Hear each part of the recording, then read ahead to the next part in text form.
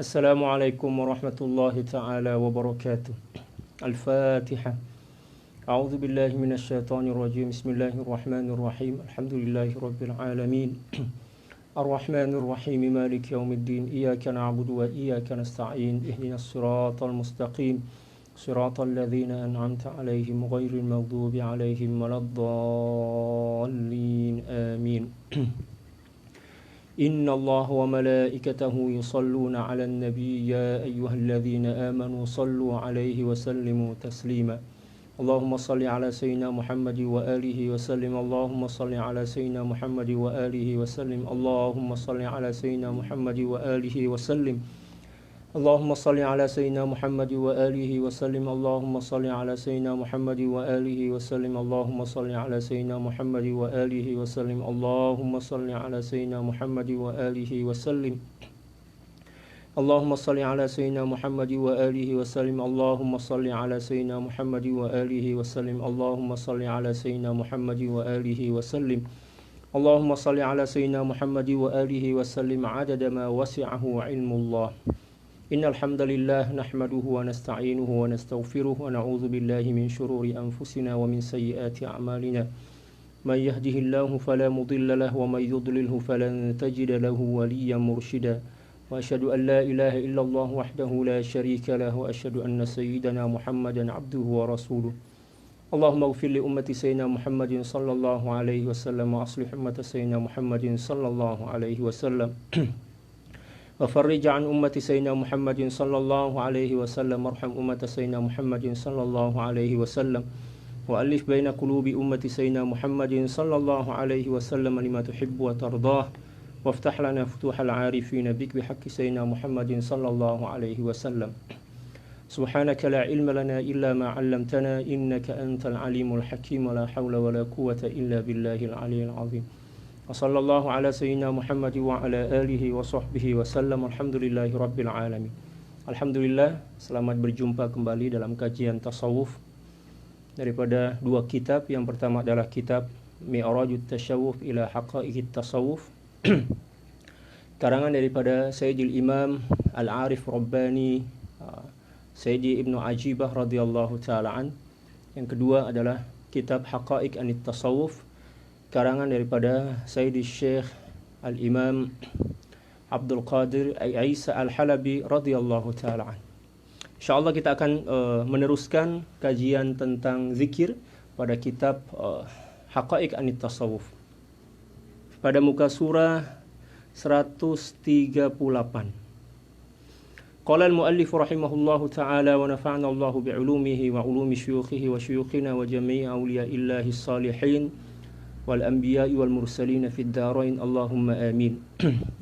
آداب الذكر المفرد آداب الذكر المنفرد وينبغي أن يكون الذاكر على أكمل الصفات فإن كان جالسا في موضع استقبل القبلة متذللا متخشئا بسكينة ووقار مطرقا برأسه ولو ذكر على غير هذه الأحوال جاز ولا كراهة في حقه ولكن إذا كان بغير عذر كان تاركا للأفضل وينبغي أن يكون الموضع الذي يذكر فيه خاليا نظيفا فإنه أعظم في احترام الذكر والمذكور ولهذا مدح الذكر في المساجد والمواضع الشريفة وينبغي أن يكون فمه نظيفا وإن كان به تغير أزاله بالسواك. Seterusnya beliau menjelaskan tentang adab zikir mufrad atau munfarid. Ya, adab dalam melakukan zikir perseorangan atau secara individu lah. Ada adab-adab yang perlu kita perhatikan agar kita menggapai atau mencapai apa yang menjadi matlamat daripada zikir yang kita amalkan. Apakah yang merupakan matlamat daripada zikir itu? Ya, adalah cinta Allah, kasih sayang Allah, redha Allah subhanahu wa ta'ala. Beliau berkata yang bermaksud seeloknya bagi setiap orang yang hendak melakukan zikir berada dalam sifat yang sempurna, yang paling sempurna. Sekiranya dia duduk pada satu tempat, hendaklah menghadap kiblat. Disunahkan menghadap kiblat, tapi tak wajib. ya, tak wajib. Dan ada adab yang berkenaan dengan zikir ini yang ya mungkin agak sensitif lah kan. Tapi tak apalah, tak apa, saya akan jelaskan macam ni. Kita telah sedia maklum bahwa kita mempunyai 3 kiblat, ya kan, 3 kiblat. Yang pertama adalah kiblat solat. Kiblat solat kita adalah Al-Ka'batul Musyarrafah, ya, Ka'batul Musyarrafah. Yang kedua adalah kiblat berdoa. Kiblat berdoa kita adalah As-Sama, ya, langit. Manakala kiblatul hub atau kiblat cinta kita adalah baginda Rasulullah sallallahu alaihi wasallam, dan pintu kepada kiblat cinta kita adalah guru mursyid kita. Nah, boleh paham ya? Ya, sebab pintu hati guru kita inilah yang akan menghantar hati kita kepada hati baginda Rasulullah sallallahu alaihi wasallam. Nah, zikir ini merupakan suatu ibadah yang kita kena amalkan mengikut apa yang menjadi matlamat daripada berzikir. Apa dia? Cinta kepada Allah. Nak menggapai atau meraih cinta kepada Allah, maka kita kena cinta kepada baginda Rasulullah. Dan untuk masuk kepada cinta kepada baginda Rasulullah sallallahu alaihi wasallam, kita kena membuka pintu cinta itu melalui ya, pintu hati pewaris beliau, para pewaris beliau. Siapakah mereka? Para mursyid, para ulama. Nah, oleh sebab itu, guru merupakan pintu bagi hati kita untuk menuju kepada pintu hati baginda Rasulullah sallallahu alaihi wasallam. Manakala pintu hati baginda Rasulullah sallallahu alaihi wasallam merupakan laluan bagi kita untuk boleh menuju kepada hadratul ilahiyah, yaitu cinta kepada Allah Subhanahu wa taala. Oleh sebab itu, sebelum kita nak berzikir di dalam bilik khas kita, setelah kita seperti yang saya sampaikan pada majlis sebelum ni, salat taubat, ya kan, masuk dalam keadaan suci, bersih, hati yang tenang, hati yang damai, jangan berserabutlah, ya kan. Masuk bilik khas kita, salat sunat 2 rakaat, salat apa dia? Salat taubat, lepas tu kita baca hadiah Fatihah, ya. Hadiah Fatihah, bacaan Fatihah atau qiraatul fawatih. Lepas tu barulah kita menghadirkan hati kita seolah-olah kita sedang bersemuka dengan guru kita, seolah-olah aja. Ya, kita seolah-olah sedang bersemuka dan guru kita, seolah-olah guru kita ada ke hadapan kita dan hati kita sedang ada connection, ada hubungan kan. Itu pada mulanya. Setelah itu barulah kita mulakan muhasabah dan kita berzikir kepada Allah Subhanahu wa taala. Tujuannya adalah untuk mengikat hati kita untuk la yaltafit ilaha huna wala ilaha huna. Agar hati kita ini tidak serabutlah fikiran itu, ini, sana, sini macam tu. Kita kena ikat dulu dengan apa? Dengan perhubungan hati kita kepada Syekh yang merupakan pintu kepada pintu hati baginda Rasulullah sallallahu alaihi wasallam. Macam tu. Itu adab. Ya, adab yang kita kena jaga agar kesan daripada zikir yang kita nak buat ini betul-betul kita gapailah, kita peroleh dengan sempurna. Kata beliau, seeloknya bagi setiap orang yang hendak berzikir berada dalam sifat yang sempurna. Ya, sekiranya dia duduk pada satu-satu tempat, hendaklah menghadap kiblat. Kalau boleh, kalau tak mampu, ya sekurang-kurangnya menghadap kepada kiblat cinta kita, yaitu baginda Rasulullah sallallahu alaihi wasallam melalui hati guru kita, macam itu. Menundukkan kepala dengan perasaan hina, dengan perasaan dina dan khusyuk serta penuh ketenangan. Kita tundukkan hati kita, jiwa kita, dan merasa hina di hadapan Allah Subhanahu wa taala.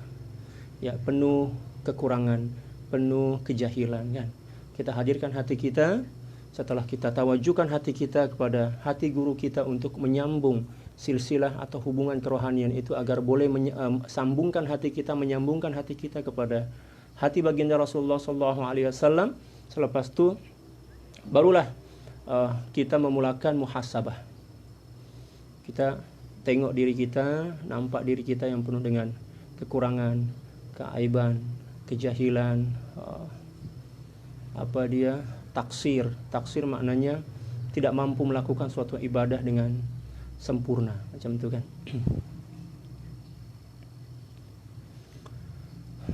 Allahu Akbar. Dengan ketenangan jiwa. Jangan gopoh-gopoh, jangan tergesa-gesa, santai. Ya, relax kan, macam itu. Hadirkan hati kita. Ya. Seolah-olah kita sedang berada pada perhimpunan para aulia. Ya kan? Sedang berhimpun bersama para aulia, para nabi dan rasul, terutamanya baginda Rasulullah SAW, dalam keadaan hina, dalam keadaan penuh dengan ketaksiran, penuh dengan kejahilan, penuh dengan kebodohan, penuh dengan kedunguan. Kan? Kita rasa diri kita lah yang paling hina dari seluruh makhluk. Itu cara kita nak bermuhasabah.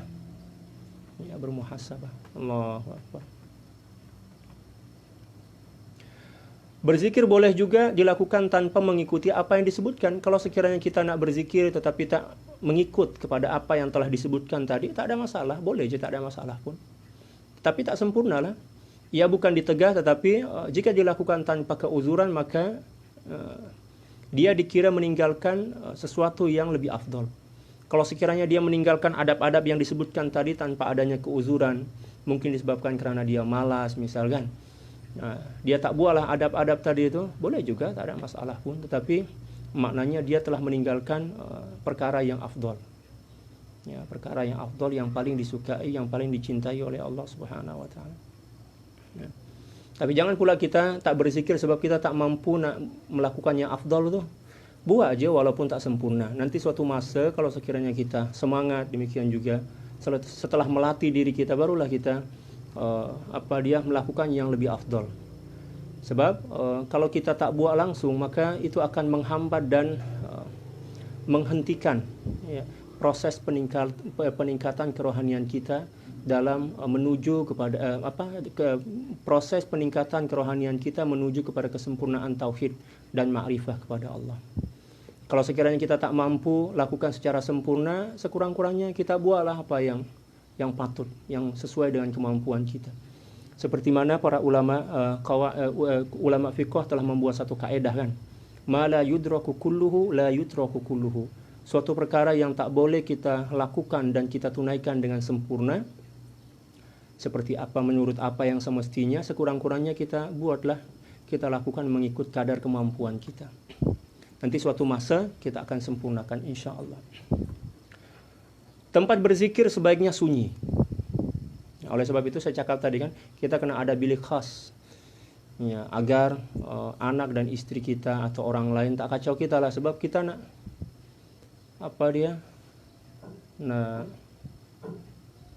menghadirkan hati kan. Bila mana kita dalam keadaan ramai, misal kita sedang ada tetamu, ya kan, ada kawan yang datang melawat, demikian juga yang lain, maka pikiran kita serabut, tak boleh nak fokus. Oleh sebab itu kita ambil masa yang mana masa ini tak ada seorang pun yang boleh kacau kita. Kita ambil masa sikit je setiap hari itu, sama ada pagi maupun petang. Kita ambil masa seperti mana yang saya cakap tadi, 30 minit je lah, tak payah nak banyak sangat. 30 minit je cukup dah tu. Janji kita istiqomah itulah yang akan memberikan kesan yang cukup besar dalam jiwa kita.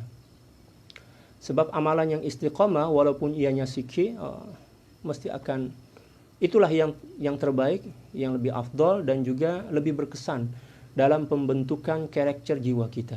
Baginda Rasulullah SAW bersabda, suatu masa beliau ditanya oleh para sahabat tentang amalan yang paling afdol. Baginda Rasulullah SAW bersabda, kama qala sallallahu alaihi wasallam, adwamuha wa inqal, yaitu amalan yang berterusan walaupun sikit. Kita mulakan dengan yang sikit lah. Ya, tak payah banyak-banyak dulu, sikit-sikit dululah. Tempat berzikir sebaiknya sunyi dan bersih kerana ia lebih memberi penghormatan terhadap zikir dan Allah Subhanahu wa taala yang diingati. Tempat zikir kita kena bersih kan, wangi, ya kan. Demikian juga kalau boleh tembok dia tu bersihlah, cantik lah macam tu. Demikian juga sunyi, bersih, ya, agar adalah suasana yang syahdu kat situ kan, suasana yang menyeronokkan lah macam itu, agar kita boleh lebih fokus kepada zikir. Sebab itu satu di antara cara kita nak menghormati zikir dan Allah Subhanahu wa taala yang kita ingati semasa kita berzikir. Melalui aspek ini, zikir di masjid serta di tempat-tempat yang mulia adalah dipuji dan digalakkan. Oleh sebab itu baginda Rasulullah sallallahu alaihi wasallam setelah beliau pada mulanya berkhalwat atau yatahannas di Gua Hira, maka selepas itu beliau buat kat masjid, sebab di masjid pertama lebih bersih, yang kedua lebih suci, ya. Dan pada masa itu memang penyebaran Islam dah luas dah kan, jadi tak ada fitnah, tak ada orang yang kacau beliau. Adapun kalau sekiranya mula-mula baginda Rasulullah sallallahu alaihi wasallam melakukan tahannus ataupun melakukan khalwat di tempat yang ramai, maka akan menimbulkan fitnah dan isu lah. Mungkin akan ramai orang-orang kafir yang akan mengacau beliau. Tetapi setelah baginda Rasulullah sallallahu alaihi wasallam berhijrah ke Madinah, ya kan, umat Islam dah ramai dah, lepas itu pula beliau dah ada masjid, dah rumah pula rapat dengan masjid, maka sebagai pengganti daripada khalwat yang beliau buat dulu di Gua Hira itu, beliau buat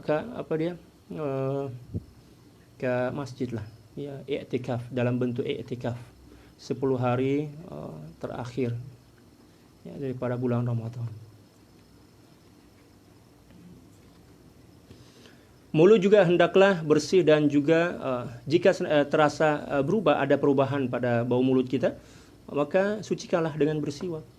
Nah, sebab yang kita nak sebut itu nama kekasih kita kan, Allah. Kita kena hormatlah.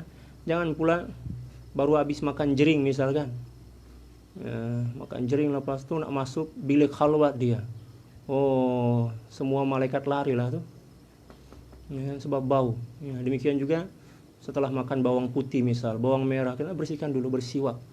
Bersiwak ni tak mesti guna kayu siwak tu, guna brush gigi pun boleh, malah lebih afdal, sebab kita boleh guna makjun kan. Kalau dalam bahasa Indonesia odol lah, odol. Kalau sini orang panggil makjun, lagi bersih lah kan. Sebab tujuan daripada bersiwak itu adalah kebersihan dan kesucian mulut kita. Tak kira nak guna apa, ya. Tapi alangkah lebih baiknya menggunakan brush gigi dan makjun. Itu lebih afdal dibandingkan menggunakan kayu siwak tu, sebab kayu siwak itu tak seberapa bersih lah kan. Dia setakat boleh mengenai bahagian depan daripada gigi kita. Yang kedua pula, apa dia tu? Serabut dia tu tak boleh nak masuk ke dalam celah-celah gigi kita kan. Nah, sebab kita nak sikat gigi ni, kita sikat gigi pula dalam bahasa Indonesia. Nak brush gigi tu, seluruh sela-sela hujung, atas, bawah, lepas itu lidah kita pun kena kita bersihkan. Dan kena ada benda yang boleh masuk ke lubang-lubang tu. Nah, itulah kita guna brush gigi, lepas tu kita guna makjun, kita guna odol lah. Jangan pula guna kainnya. Saya pernah tengok kawan saya tu, sebab dia nak mengamalkan sunnah, memang betul lah niat dia okey, tapi terkadang-kadang niat tu tak cukup. Kita kena sertakan dengan cara yang baik. Ya, macam mana cara dia guna siwak tu? Dia terlupa, tak ingat siwak dia kat rumah. Dia gunalah hujung baju dia. Macam wah, itu menimbulkan fitnah. Janganlah buat macam tu. Sebab tujuan daripada siwak itu adalah membersihkan mulut dan juga mensucikannya tanpa menimbulkan fitnah. Kalau kita guna hujung baju kita, apatah lagi guna ini misalkan, lepas tu letak kat bawah, orang sujud kat situ, hilanglah khusyuk orang, ya, orang di dekat kita itu. Oleh sebab itu kita kena guna ilmu. Kita kena guna ilmu. Jadi tujuan daripada bersiwak itu adalah kebersihan. Dan cara yang paling bersih adalah menggunakan brush, ya, macam tu kan. Ya. Kalau lupa bawa siwak ke masjid, keluarlah ke tempat wudhu itu, ya, apa yang bolehlah kita buat kumur-kumur. Lepas tu kami dulu diajarkan cara, kalau tak ingat bawa siwak ke masjid itu, masukkan air sampai kerongkongan, macam tu, lepas tu buang. Apa yang bolehlah kita buat, tak payah nak paksa diri. Jangan pula, Ustaz tak ingatlah bahwa siwak saya kat rumah, terus tak jadi solat berjamaah, terus balik ke rumah, rugi juga lah kan. Tetaplah kita buat apa yang patut, apa yang kita boleh buat macam tu. Tapi sebaiknya sebelum kita ke masjid itu kita sikat gigi lah kat rumah. Kita brus gigi kita kat rumah dulu. Macam tu. Allah. Jangan pula guna siwak tu. Saya pernah nampak kawan saya tu nak solat kan. Lepas tu dia hisap tai gigi. Lepas tu dia letak kat sini. Allahu Akbar. Sepanjang solat tu saya tak boleh khusyuk sebab pikir nih, kenapa dia buat macam tu? Ya kan? Percaya diri sangat. Percaya di sini orang apa dia, keyakinan diri dia luar biasa. Lepas tu letak kat sini. Itu cara yang tak betul. Sebab tujuan daripada bersiwak itu adalah kebersihan dan kesucian. Kalau nak guna kayu itu, gunalah masa berwudu itu kan. Kita guna, sebelum kita guna, basahkan dulu. Lepas tu kita bersihkan, kita buang. Lepas tu hujung daripada siwak itu kita bersihkanlah, kita keringkan kalau boleh. Lepas tu kalau nak letak kat poket kita pun tak ada masalah. Tapi kalau kita tak cuci, ya kan, kita tak basuh, kita letak kat sini, bahaya itu, boleh kiamat. Kita kena jaga, kita kena melakukan sesuatu itu dengan ilmu. Ada pula kawan saya itu guna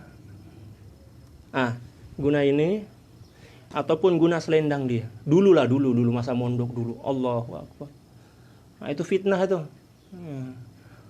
Maknanya tujuan dia bersiwak itu tak tercapai lah kan, sebab tujuan bersiwak itu adalah litathhir. Untuk membersihkan dan menyucikan, membersihkanlah macam itu. Ya, macam itu. Apatah lagi baru habis makan jering misalkan. Kalau dalam bahasa Indonesia jering itu jengkol lah. Jengkol, petai, luar biasa itu. Ya, kena jaga kebersihan.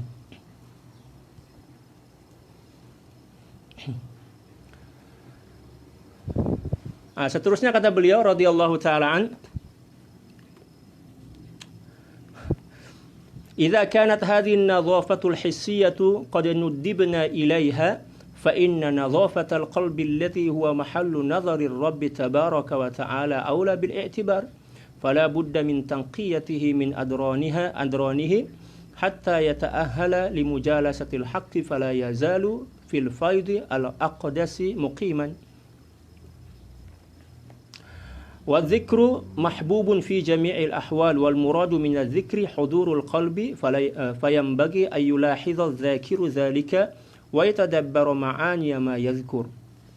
Seterusnya kata beliau, apabila kebersihan hissi yang sebegini disunahkan, ternyata kebersihan hati atau maknawi lebih layak diiktibarkan, diambil beratlah macam itu, karena ia merupakan tempat Allah Subhanahu wa taala memandang. Ia mesti dibersihkan dan disucikan daripada berbagai kotoran seperti hasad, dengki, takabur, bakhil. Sifat bakhil ini memang masalah juga nih. Ria, rintangan-rintangan keduniaan. Demikian juga aghyar. Aghyar itu adalah bayang-bayang dunia, bayang-bayang makhluk lah. Serta penyibuk-penyibuk yang lain sehingga mampu menjadi ahli untuk duduk bersama Allah Subhanahu wa taala. Dia senantiasa berada dalam limpahan kudus Allah Subhanahu wa taala. Bila mana kita dah betulkan dah niat kita, lepas tu kesucian zahir kita telah pun kita tunaikan, demikian juga hati kita telah kita bersihkan sebelum kita masuk khalwat atau sebelum kita masuk ke bilik zikir bilik khas kita itu, maka insya-Allah kita akan mendapatkan limpahan fuyudat, istilah limpahan kerohanian dalam jiwa kita. Kita semakin rindu kepada Allah, kita semakin teringin sangat senantiasa berjinak-jinak kepada Allah Subhanahu wa taala. Kita merasa bosan kepada makhluk, kita merasa tak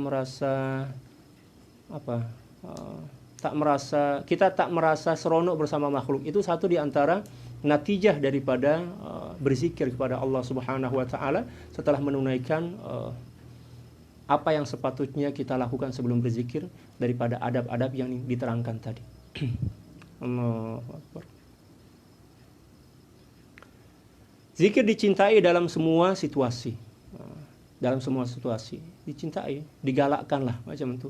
Kehadiran hati amat diperlukan di masa berzikir. Hadirnya hati beserta makna zikir yang diucapkan perlu diberi perhatian atau perlu diberi tumpuan dan perlu ditadabburi oleh setiap orang yang berzikir. Kena disertai dengan tadabbur. Contoh misal kita nak mengamalkan zikir nafi isbat. La ilaha illallah. Kita hadirkan makna itu dalam jiwa dan hati kita. La ilaha illallah, tiada Tuhan selain Allah. Tetapi berkenaan dengan zikir ini terpulang kepada zikir yang telah kita ambil sanad dia daripada guru mursyid kita. Kalau sekiranya zikir yang kita ambil sanad dia daripada guru kita adalah zikir nafi dan isbat, maka itulah yang kita amalkan, sebab itulah yang kita ada sanad dia kan. Tapi kalau sekiranya zikir yang kita ambil sanad dia adalah zikir Allah, Allah, Allah, maka itulah yang sepatutnya kita amalkan, sebab zikir itulah yang insya Allah akan memberi kesan yang cukup besar dalam hati kita. Jangan pula suka-suka hati. Serabut nak ambil zikir daripada kitab-kitab, suka-suka hati kita tak boleh. Ya, kita kena guna zikir yang guru kita bagi, yang mursyid kita bagilah. Ya, walaupun ringkas, tetapi insya Allah bila mana kita amalkan dengan penuh keyakinan kepada Allah, penuh keikhlasan dan kejujuran, ada sidqut tawajjuh dalam jiwa kita, insya Allah dalam masa yang singkat kita akan sampai kepada matlamat sebenar daripada berzikir, yaitu ya memperoleh atau menggapai cinta Allah Subhanahu wa taala. Seterusnya kata beliau radhiyallahu taala an, fa in kana yastaghfiru fa alayhi ay yulahiz biqalbihi talab al-maghfirati wal 'afwi min Allah taala, wa in kana yusalli 'ala an-nabiy sallallahu alayhi wa sallam fa alayhi ay yastahdhira 'azamata Rasulillah sallallahu alayhi wa sallam biqalbi. وإن كان يذكر بالنفي والإثبات وهو لا إله إلا الله فعليه أن ينفي كل شاغل يشغله عن الله تعالى. وعلى كل حال وعلى كل لا يترك الذكر باللسان لعدم حضور القلب، بل يذكر الله بلسانه ولو كان غافلا بقلبه، لأن غفلة الإنسان عن الذكر إعراض عن الله بالكلية. وفي وجود الذكر إقبال بوجه ما، وفي شغل اللسان بذكر الله تزيين له بطاعته أو بطاعة الله، وفي فقده تعرض لاشتغاله بأنواع المعاصي القولية كالغيبة والنميمة وغيرها. يقول ابن عطاء الله السكندري رضي الله تعالى عنه: لا تترك الذكر لعدم حضور قلبك مع الله تعالى فيه، لأن غفلتك الله أكبر عن وجود ذكره أشد من غفلتك في وجود ذكره، فعسى أن يرفعك الله من ذكر مع وجود غفلة إلى ذكر مع وجود يقظة، ومن ذكر مع وجود يقظة إلى ذكر مع وجود حضور، ومن ذكر مع وجود حضور إلى ذكر مع وجود غيبة عمن سوى المذكور، وما ذلك على الله بعزيز. فعلى الإنسان ملازمة الذكر باللسان حتى يفتح القلب وينتقل الذكر إليه فيكون من أهل الحضور مع الله تعالى. Seterusnya kata beliau, jika beristighfar, istighfar ini merupakan satu di antara zikir kan. Telah disebutkan tentang beberapa jenis zikir. Ada zikir mutlak, yaitu lafaz Allah. Allah itu dipanggil zikir mutlak atau zikril mufrad, sama aja istilahnya. Yang kedua zikir muqayyad, yaitu zikir Allah yang telah dicampur dengan kata yang lain. Misal subhanallah dikira sebagai zikir muqayyad. Adapun zikir mutlak itu adalah setakat lafzul jalalah sahaja. Allah itu dipanggil zikir mutlak. Adapun ketika mana lafaz Allah Subhanahu wa taala telah disandingkan dengan kalimat yang lain atau dengan kata yang lain, maka dah dikira sebagai zikir muqayyad. Contoh misal subhanallah, itu zikir muqayyad. Sebab lafaz Allah telah dicampur, telah disambung, telah didampingkan dengan kata yang lain, yaitu apa? Subhana kan. Subhanallah, Allahu Akbar, itu zikir muqayyad. Allahu Akbar, la ilaha illallah, zikir muqayyadah. Adapun zikir mutlak adalah lafaz Allah sahaja. Allah, Allah, Allah, macam itu. Nanti akan dijelaskan secara mendalam insyaallah. Jika beristighfar, hati hendaklah diawasi dan merasa bahwa ia memohon keampunan dan maghfirah hanya daripada Allah Subhanahu wa taala. Ketika kita beristighfar kepada Allah Subhanahu wa taala, maka kita kena hadirkan hati kita, ya, yang kita ini sedang memohon pengampunan daripada Allah, sedang memohon pemaafan daripada Allah Subhanahu wa taala. Jangan pula kita istighfar, astaghfirullahalazim, astaghfirullahalazim, tapi dalam fikiran kita, ya, sedang meminta sesuatu selain daripada apa yang kita ucapkan. Misal kita astaghfirullahalazim, ucapkan astaghfirullahalazim, berarti kita sedang meminta keampunan, kan? Pengampunan dan pemaafan Allah. Tetapi yang terbayang dalam fikiran kita, astaghfirullahalazim, surga ya Allah, surga ya Allah. Mananya tak sesuai lah, tak munasabah. Ya, tak munasabah kata orang Kelantan. Nah, kena munasabah. Ya. Apa yang kita ucap itulah yang kita hadirkan dalam fikiran dan hati kita, agar kesan dia cepat masuk dan merasuk dalam jiwa kita. Macam itu. Allahu Akbar. Jika berselawat ke atas baginda Rasulullah sallallahu alaihi wasallam, dia hendaklah menghadirkan keagungan baginda Rasulullah sallallahu alaihi wasallam dalam hati sanubari dia. Hadirkan keagungan baginda Rasulullah. Yang baginda Rasulullah sallallahu alaihi wasallam ini adalah makhluk yang paling mulia, makhluk yang paling sempurna, makhluk yang paling mencintai kita. Kecintaan baginda Rasulullah sallallahu alaihi wasallam kepada kita melebihi, ya, cinta kita kepada diri kita sendiri. Oleh sebab itu, kita diperintahkan oleh Allah Subhanahu wa taala dalam suratul Ahzab untuk mencintai baginda Rasulullah sallallahu alaihi wasallam melebihi cinta kita kepada diri kita. Ya, demikian juga keluarga kita, sebab baginda Rasulullah sallallahu alaihi wasallam telah mencintai kita melebihi cinta kita kepada diri kita sendiri. Ya. Ya. Malah baginda Rasulullah sallallahu alaihi wasallam telah bersabda bahwa satu di antara tanda kesempurnaan iman seseorang kepada Allah Subhanahu wa taala ialah dia kena mencintai Allah dan baginda Rasulullah sallallahu alaihi wasallam melebihi cinta dia kepada segala sesuatu, sama ada diri dia, ahli keluarga dia, ibu dan ayah dia, seluruh manusia dan seluruh apapun juga. Baginda Rasulullah sallallahu alaihi wasallam bersabda, kama qala sallallahu alaihi wasallam, la yu'minu ahadukum hatta yakuna Allahu wa rasuluhu ahabba ilaihi mimma siwahuma, atau kama qala sallallahu alaihi wasallam.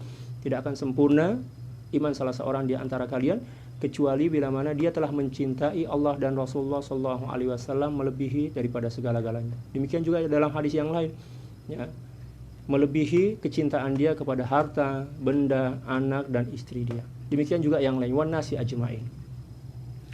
Allahu akbar. Baginda Rasulullah sallallahu alaihi wasallam adalah insan yang Masya Allah, tak boleh nak cakap dah betapa rindu dan cintanya baginda Rasulullah sallallahu alaihi wasallam. Tetapi persoalannya, adakah kita pernah menyambut dan membalas cinta dan kasih sayang baginda Rasulullah sallallahu alaihi wasallam? Itu yang menjadi masalah sebenarnya. Bila mana kita telah menyambut cinta itu, maka kita akan tergolong sebagai para pecinta yang sejati. Allah. Seterusnya kata beliau radhiyallahu taala an, jika berzikir dengan nafi dan isbat atau zikir la ilaha illallah, maka hendaklah menafikan segala bentuk penghalang yang menyibukkannya daripada penumpuan sepenuhnya kepada Allah Subhanahu wa taala. Kita kena buang seluruh apapun yang melintas dan lalu dalam fikiran dan benak kita. Kita ucap la ilaha illallah. La ilaha, tiada Tuhan. Tuhan itu bukan setakat sesuatu yang disembah. Kalau dalam pandangan tasawuf, Tuhan bukan Allah, ini Tuhan. La ilaha itu. Ya, dalam pandangan tasawuf, maksud daripada ilah dalam kalimat la ilaha illallah itu adalah tiada, bukan setakat Tuhan, tetapi tiada makhluk yang wujud selain daripada Allah. Tiada makhluk yang wujud selain daripada Allah. Lebih tinggi daripada tiada Tuhan selain daripada Allah. Jadi ketika mana kita sebut la ilaha illallah, kita kena menafikan segala sesuatu, segala kewujudan yang wujud dalam kehidupan ini. Kita buang. Kita yakin bahwa yang wujud setakat Allah sahaja. Allah lah yang wajib, ya, yang layak kita sembah. Allah lah pemilik segala-galanya. Macam itu kita kena buang daripada hati kita. Dan kita kena niat bahwa ketika mana kita sebut la ilaha illallah, kita sedang membuang seluruh apapun yang ada dalam hati kita daripada makhluk. barulah kesan dia oke. Ya kan, macam tu. Tapi kalau kita ucap la ilaha illallah, la ilaha illallah, tak ada peresapan makna, ya kan, tidak meresapi makna dia, maka kesan dia ada juga tapi ambil masa lah, ambil masa. Adapun berkenaan dan kaifiatul zikr, cara berzikir, ada macam-macam jenis lah, beberapa jenis cara berzikir. Kalau berzikir nafi dan isbat, adalah cara dia, ada rajah dia, ada cara dia kan, macam mana cara menarik kepala macam tu. Tetapi sebenar itu tidak menjadi syarat. Kalau nak guna cara itu oke, tak guna pun tak ada masalah. Janji makna itu, persapan makna itu yang terpenting. Nak macam ni, tak ada masalah. Itu kaifiyah aja. Yang terpenting adalah meresapi makna itu. Ya, meresapi makna macam tu. Persapan terhadap makna itulah yang terpenting. Adapun di antara ulama ada yang angkat kepala macam ni, la ilaha illallah macam tu, okey juga, tapi tak menjadi syarat lah. Walaupun dia guna cara macam tu, tapi tidak menyerap meresapi makna daripada apa yang dia ucapkan tu, kesan dia kurang juga lah kan, macam tu. Allah. Walau bagaimana sekalipun, janganlah meninggalkan zikir, yaitu zikir lisan semata-mata kerana hati tidak hadir bersama zikir. Ya. Sebaliknya, teruskan zikir meski dan lalai, kerana manusia yang lupa berzikir ialah manusia yang paling Allah. Sebab manusia yang tidak berzikir langsung adalah manusia yang telah berpaling daripada mengingati Allah Subhanahu wa taala secara keseluruhan. Ya. Jadi ketika mana seorang tak nak berzikir sebab hati dia tak boleh hadir bersama zikir, dan setelah itu dia tak berzikir langsung, maknanya dia telah berpaling daripada Allah Subhanahu wa taala 100%, dan itu adalah suatu petaka yang cukup besar. Sebab Allah Subhanahu wa taala telah berfirman, "Wa man a'rada 'an dzikri fa inna lahu ma'isyatan dhanka wa nahsyuruhu yaumal qiyamati a'ma."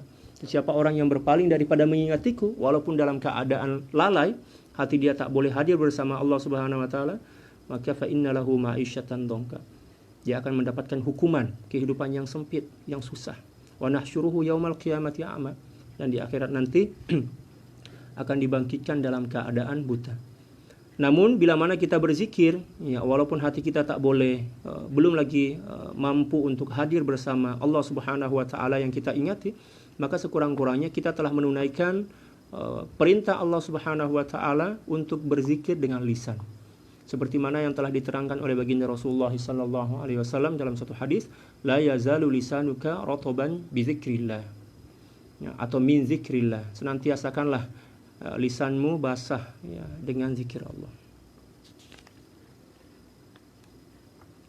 Sedangkan semasa adanya zikir, walaupun dalam keadaan lalai, ya, dia telah dikira sebagai seorang yang sedang menghadap kepada Allah. Sebab dah sebutan kan. Ya, seperti yang pernah saya jelaskan, saya pernah terangkan bahwa zikir itu mempunyai dua pengertian, dua makna. Makna yang pertama bagi orang awam adalah menyebut. Makna yang kedua adalah mengingat. Ya, zikir itu mempunyai dua makna. Makna yang pertama adalah menyebut. Menyebut ini adalah zikir bagi orang awam. Dia sebut je Allah, Allah, tapi hati dia lalai. Yang kedua pula adalah mengingat. Mengingati Allah Subhanahu wa taala walaupun terkadang-kadang dia tak sebut, tetapi dia ingat Allah Subhanahu wa taala. Ingat di hati, sebut di lisan kan.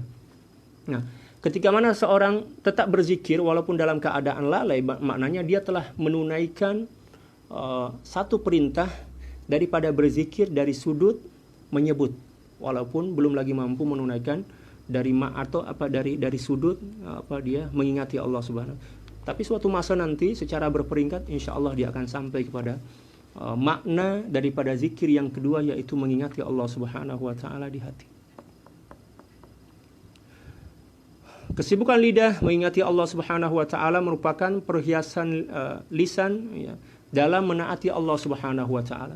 Manakala meninggalkan zikir mendedahkan lidah kepada berbagai bentuk maksiat seperti mengumpat, mencela, mencaci maki, menceritakan keaiban orang lain kan. Ya, bila mana lisan ini kita biar dalam keadaan lalai tidak menyebut nama Allah Subhanahu wa taala, maka dia akan sibuk dengan benda-benda yang tak elok, benda-benda yang bercanggah dengan syariat. Oleh sebab itu, Sayyidina Ibnu Athaillah Sakandari radhiyallahu taala an berkata, "La tatruki dzikra li adami huduri qalbika ma'a Allah taala fi, li'anna ghaflataka ma'a wujudi dzikrihi ashaddu min ghaflatika min wujudi dzikri. Fa'asa an yarfa'aka Allah min dzikrin ma'a wujudi ghaflatin ila dzikri ma'a wujudi yaqzatin, wa min dzikrin ma'a wujudi yaqzatin ila dzikri ma'a wujudi hudurin. Wa min dzikri ma'a wujudi hudurin ila dzikri ma'a wujudi ghaibatin amman siwal mazkur wa ma dzalika 'ala Allahi bi'aziz." Kata Sidi Ibnu Athaillah Sakandari radhiyallahu taala an, janganlah kamu meninggalkan zikir semata-mata kerana hatimu tidak hadir bersama Allah Subhanahu wa taala. Sebab ya, bila mana kita meninggalkan zikir lisan sebab hati kita tak boleh hadir bersama Allah Subhanahu wa taala, maknanya kita telah berpaling daripada Allah Subhanahu wa taala 100%. Sebab sekurang-kurangnya ya, kita menghadap kepada Allah itu dengan lisan, dengan tubuh badan kita, dengan zikir lisan. Ketika mana zikir lisan ini dah kita tinggalkan dah, maka maknanya kita telah berpaling daripada Allah Subhanahu wa taala 100%. Allahu Akbar. Kerana kelalaianmu dari berzikir mengingati Allah Subhanahu wa taala adalah lebih bahaya daripada kelalaianmu semasa berzikir. Oh, tunggu dulu, jawab.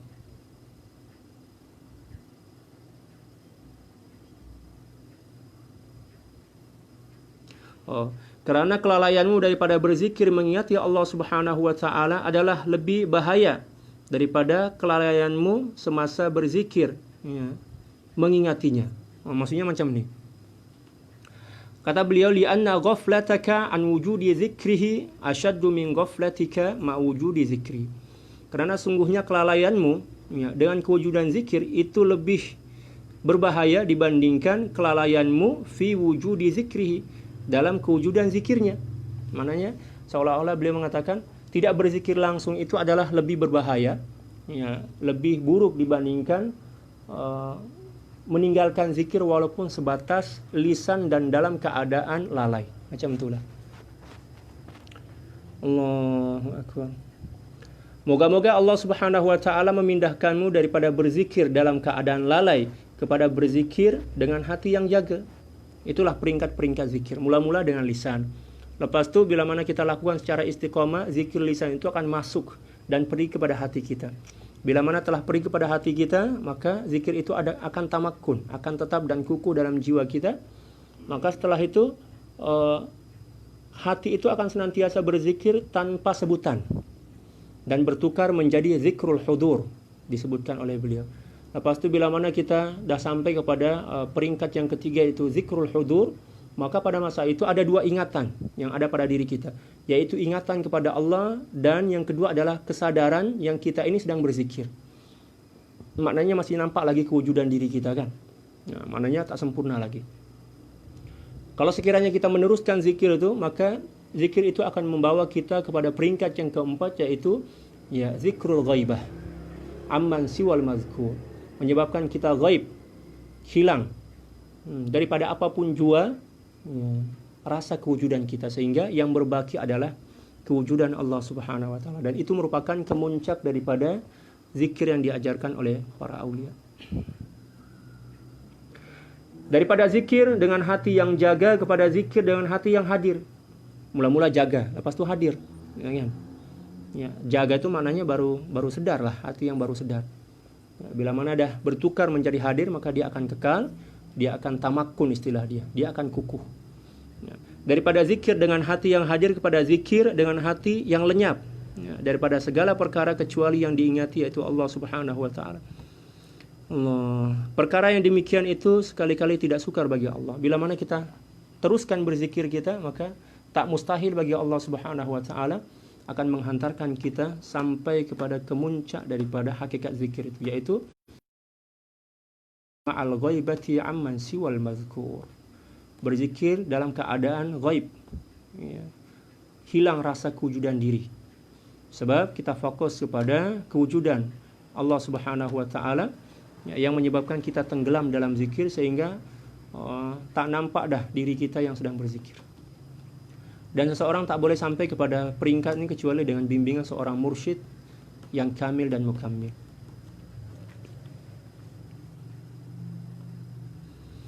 Seterusnya adabu dzikril jahri ma'al jamaah. Oke, kita baca sedikitnya. Az-zikru jahri lahu adabun salasa, adabun sabiqatun wa adabun muqarinatun wa adabun lahiqatun wa kullu qismin min hadhihi salasati lahu zahirun wa batin. Awalan fa zahirul adabi sabiqati ay yakuna adh-dhakiru tahira ath-thawbi tayyibar raihati mutawaddian naqiyan minal harami kasban wa gizaan. Wa batinuha ay yutahhira qalbahu bit-taubati as-sadiqati wa yatakhalla an jami'il amradil qalbiyyah wa yatabarra'a min hawlihi wa quwwatihi wa yadkhul al-hadrata mutahaqqiqan bi dhullihi wa faqrihi wa ihtiyajihi ila nafahatillahi wa fadlihi. Seterusnya beliau menjelaskan tentang adab berzikir jahar atau secara berjamaah. Nah, bila mana kita melakukan zikir secara berjamaah dengan suara yang nyaring, maka ada beberapa adab yang kita kena tunaikan agar kesan daripada zikir itu kita boleh rasai dan kecapi. Zikir jahar atau dengan suara yang nyaring mempunyai 3 adab. Adab sebelumnya, semasa dan selepas berzikir. Ada adab yang kita kena tunaikan sebelum berzikir, ketika berzikir dan selepas berzikir. Punya adab zahir dan batin. Yang pertama, adab sebelum berzikir. Adab zahir dia apa? Penzikir hendaklah berpakaian yang suci. Kita nak jumpa dengan orang lain, nak berzikir kan? Kita gunalah pakaian yang paling cantik, yang paling bersih, yang paling mahal lah kalau boleh. Sebab kita nak jumpa dengan Allah kan. Memakai perfume, memakai wangi-wangian, minyak wangi lah. Ya, demikian juga berwudu serta bersih dan suci daripada perkara yang haram. Termasuk pekerjaan dan juga makan minuman kita kena bersihkan. Jangan pula kita bawa makanan yang haram pergi ke majelis zikir, atau kita guna kereta kita yang haram misalnya. Nauzubillah lah. Batin, seseorang yang sedang berzikir mesti menyucikan hati dengan cara bertaubat, yang tulus dan ikhlas karena Allah. Sebelum kita datang ke majelis zikir itu, kita kena buat dululah salat taubat di rumah kita. Salat taubat, kita bertaubat kepada Allah, dan kita niat pergi ke majelis zikir ini dengan niat untuk mendekatkan diri kepada Allah, taqarrub ilallah. Bukan berniat nak jumpa kawan, kan? Nak sembang, nak lepak, bukan. Tujuan kita adalah untuk menuju kepada Allah, taqarrub ilallah, dengan keikhlasan dan kejujuran hati. Seterusnya, dia perlu mengosongkan batin daripada penyakit hati. Banyak-banyak beristighfar. Semasa kita dalam perjalanan menuju ke majelis zikir itu, banyak-banyak beristighfar, banyak-banyak berselawat ke atas baginda Rasulullah sallallahu alaihi wasallam. Berlepas diri daripada daya dan upaya serta kekuatan diri, dan masuk menghadap hadrah ilahiyah dengan penuh hina, fakir, serta benar-benar berhajat kepada limpahan rahmat dan kelebihan atau karunia daripada Allah Subhanahu wa taala. Itulah di antara adab zikir secara berjamaah sepatutnya kita tunaikan sebelum kita berzikir, melakukan zikir. Sama ada adab zahir, demikian juga adab batin. Nah, saya nak bagi tahu sedikit bahwa kadang-kadang ibadah kita ini tak boleh menghantarkan hati kita menuju kepada Allah, bukan disebabkan kerana amal ibadah kita kurang atau sikit, tetapi terkadang-kadang disebabkan kerana kita tak menjaga adab dalam menunaikan ibadah itu. Sebab adab itulah yang dikira oleh Allah Subhanahu wa taala. Adab itulah yang akan menjadi asbab Allah Subhanahu wa taala menerima amal ibadah kita. Seperti mana yang telah disebutkan oleh Allah Subhanahu wa taala dalam Al-Qur'an, innama yataqabbalullahu minal muttaqin. Sesungguhnya Allah Subhanahu wa taala hanyalah menerima amalan daripada golongan orang-orang yang bertakwa. Yang dimaksud orang bertakwa adalah orang yang berakhlak, orang yang beradab, orang yang menunaikan adab-adab ubudiyah. Ya kan? Demikian juga dalam hadis baginda Rasulullah sallallahu alaihi wasallam bersabda, innallaha thayyibun la yaqbalu illa thayyiba. Sesungguhnya Allah Subhanahu wa taala adalah baik, bersih, suci, dan tidak akan menerima sesuatu perkara kecuali daripada perkara yang suci, yang baik dan bersih, macam itu. Dan itu adalah merupakan gambaran kepada adab. ya, kepada adab kita, adab ubudiyah kita kepada Allah Subhanahu wa taala. Oleh sebab itu kita kena jagalah adab ubudiyah kita kepada Allah Subhanahu wa taala. Ya, sebab suatu ibadah yang kita lakukan dengan senantiasa menjaga adab ubudiyah, walaupun ibadah itu kecil lah, sikit, insyaallah ya, kesan dia cukup besar dan Allah Subhanahu wa taala akan menerimanya dengan penuh keredaan, ya, penuh dengan redha dan cinta. Allahu a'lam bishawab. Cukup sekian yang boleh kita muzakarahkan pada petang ini menjelang maghrib. Insyaallah saya tak janjilah kalau ada semangat lagi, insyaallah kita akan teruskan selepas maghrib ataupun selepas isya nanti. Insyaallah saya akan maklumkan ke Facebook saya bila kita nak mulakan pengajian insyaallah malam ini insyaallah. Subhanaka la ilma lana illa ma 'allamtana innaka antal alimul hakim wa la haula wa la quwwata illa billahil Inna Allaha wa malaikatahu yusalluna 'alan nabiy ya ayyuhalladzina amanu sallu 'alaihi wa sallimu taslima. Allahumma salli 'ala sayyidina Muhammad wa alihi wa sallim. Allahumma salli 'ala sayyidina Muhammad wa alihi wa sallim. Allahumma salli 'ala sayyidina Muhammad wa alihi wa sallim. Allahumma salli 'ala sayyidina Muhammad wa alihi wa sallim. Allahumma salli 'ala sayyidina Muhammad wa alihi wa sallim. Allahumma salli 'ala sayyidina Muhammad wa alihi wa sallim. Allahumma salli 'ala sayyidina Muhammad wa alihi wa sallim. Allahumma salli 'ala sayyidina Muhammad wa alihi wa sallim. Allahumma salli 'ala sayyidina Muhammad wa alihi wa sallim. Allahumma salli 'ala sayyidina Muhammad wa alihi wa sallim. Allahumma salli 'ala sayyidina Muhammad wa alihi wa sallim 'adada ma wasi'ahu ilmullah. Dan jangan lupa baca zikir atau wirid petang insyaallah. Sekian, wallahul muwaffiq wal hadi ila sabilir rasyad wal afu minkum. Tsumma assalamu alaikum warahmatullahi taala wabarakatuh.